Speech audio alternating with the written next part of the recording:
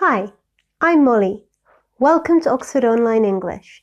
In this lesson, you can learn how to talk about mysteries and things we can't explain. Do you like a good mystery? Perhaps you read a book, saw a film, or watched a documentary about something which can't be explained. Think about the last mystery that had you wondering, what happened there? In this lesson, you'll learn about describing, responding to, and speculating about mysteries. You'll also hear about some interesting ones. Also, do you want English subtitles while watching this video? Click the CC button in the bottom right now to turn on English subtitles if you need them. Now, let's look at useful language that will help you to talk about exciting mysteries. Ever heard of Dan Cooper, an unknown criminal who hijacked an airplane in the 70s? No, never heard of him. I just watched a fascinating documentary about him on YouTube. His crime is still one of the greatest unsolved mysteries in US history. Okay, so what happened? Well, the story of Dan Cooper is an intriguing one. So this guy, Dan Cooper, hijacked a plane full of passengers flying over the US. No one knows who he was, and the case has baffled the FBI for over 50 years. Why did he do it? Terrorism? For money. During the flight, Cooper said he had a bomb in his briefcase and demanded parachutes and $200,000. The plane landed in Seattle and the passengers were exchanged for the money. Now, this is where the story gets really interesting. Go on. The plane took off again for Mexico with instructions from Cooper to fly at 10,000 feet. At some point during the flight, they think Cooper jumped out of the plane with all the cash. Okay, so this guy escaped with the money. Well, that's still unexplained. There are theories about what happened to him, but the case remains a mystery to this day. So that's it? They must know more about what happened. Well, you'll hear more about what happened to Dan Cooper later in part 3 of the lesson. But now, let's look at the useful language you heard to describe the mystery. A great way to introduce a mystery you want to talk about is to say, ever heard of, or have you heard about? These mean you're going to tell the listener something of interest. When you introduce a mystery, you might also use phrases like, no one knows, or no one knows for sure. For example, no one knows for sure who Jack the Ripper really was. No one knows where Cleopatra's tomb is. Can you think of anything else no one knows the answer to? Next, you heard some adjectives beginning with UN in the conversation which described the mystery of Dan Cooper. Can you remember them? There were 3. What were they?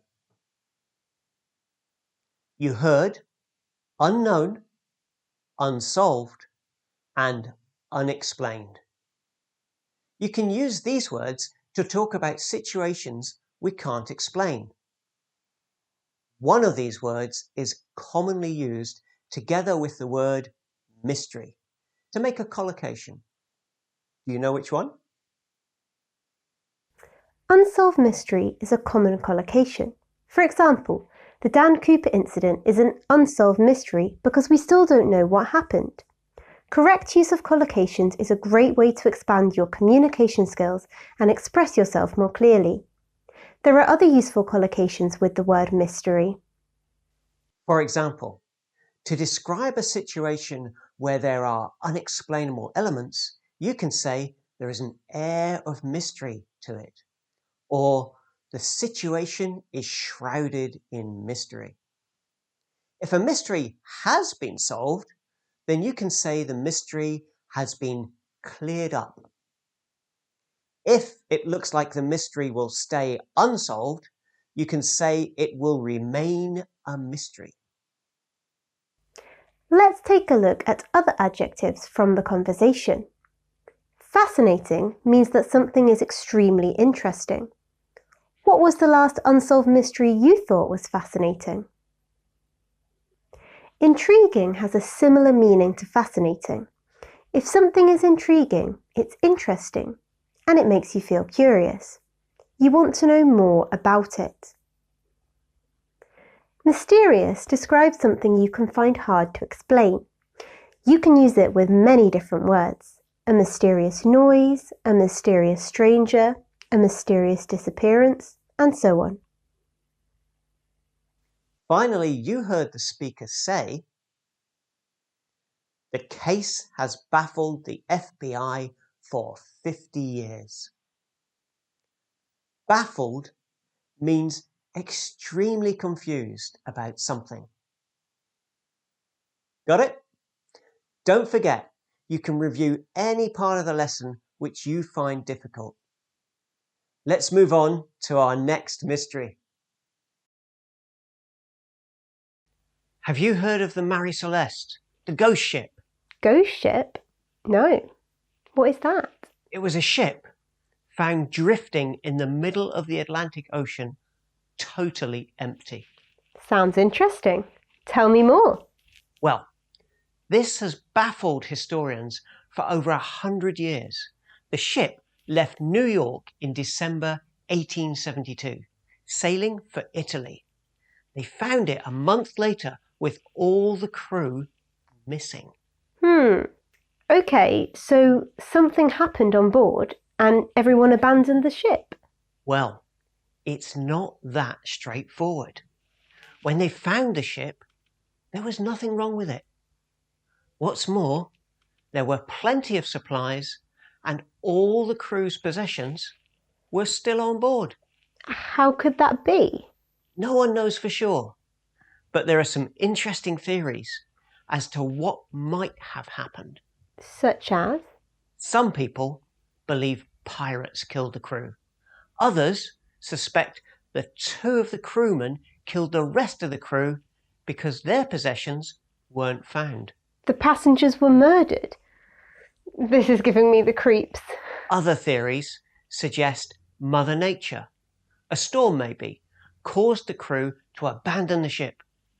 But that doesn't explain why they left everything behind. Yeah, that's so weird. Some people believe there must be a supernatural explanation, and the crew were taken by aliens, ghosts, or some other type of creature from the deep. Creatures from the deep? Surely not. Anyway, I've heard enough. Monsters from the ocean freak me out. A great way to show interest in a mystery story is to tell the person you're interested. Can you remember how I did this? Look at some phrases you heard. Can you complete them? Pause the video and think about your answers. If you want, you can also go back, listen to the dialogue again and find the missing words.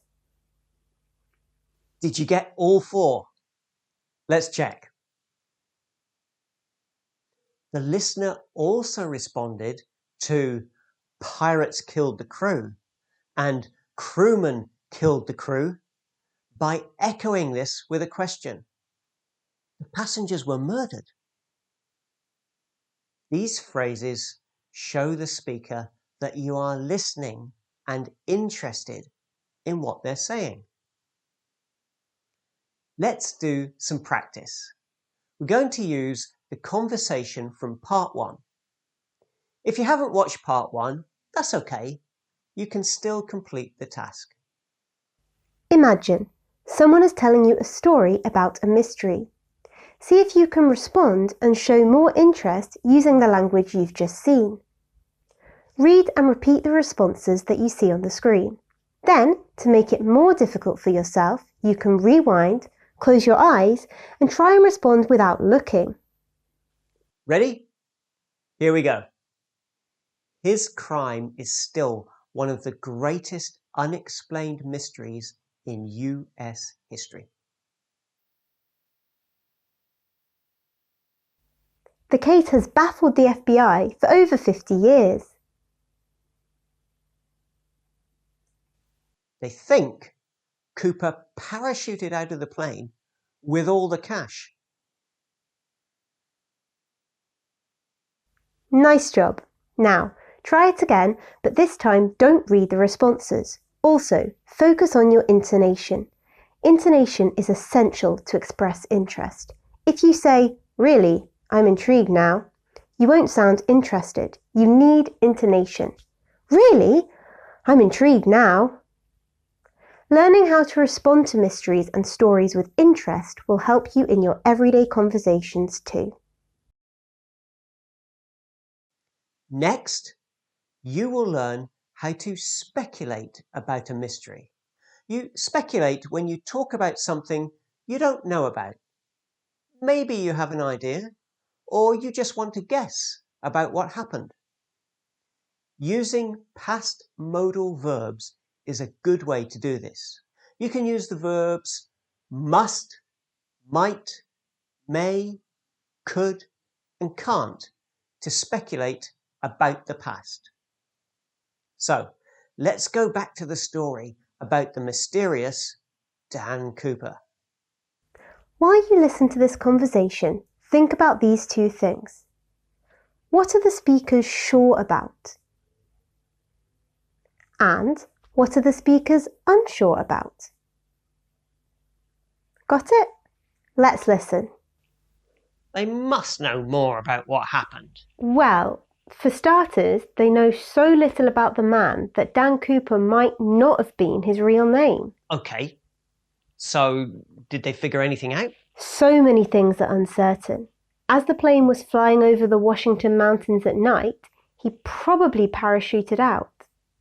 They're not completely sure. You mean he could have hidden on the plane and escaped later? Possibly, but police searched the plane and didn't find him. So he must have jumped out, but he can't have survived the jump from 10,000 feet into the mountains. Did they find his body? No body or parachute was ever found. They did find a bag containing $6,000 in a river. It may have belonged to Cooper, but even that wasn't certain. Wow, great story. I wonder what really happened to him. Maybe he's sitting on a beach in Mexico right now, laughing at all of us. Maybe. So the speakers gave their ideas about what happened to Dan Cooper. What were they sure about and what were they unsure about? If you are unsure yourself, go back and listen to the conversation again. Firstly, let's look at the things they were sure about and how they used past modals to communicate that. Can you fill in the blanks with the modal verbs you heard? He must have jumped out. This means the speaker is certain that Cooper did jump out of the airplane. He can't have survived the jump. This means the speaker is certain that Cooper didn't survive the jump. Why is the speaker so sure Cooper jumped out of the airplane? Because the police didn't find Cooper when they searched the plane. Why is the speaker so sure that Cooper can't have survived the jump?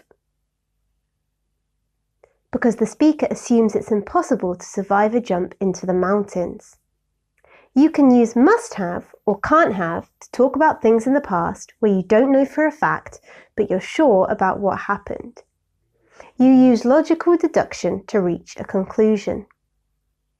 Now, let's look at the things the speakers were unsure about.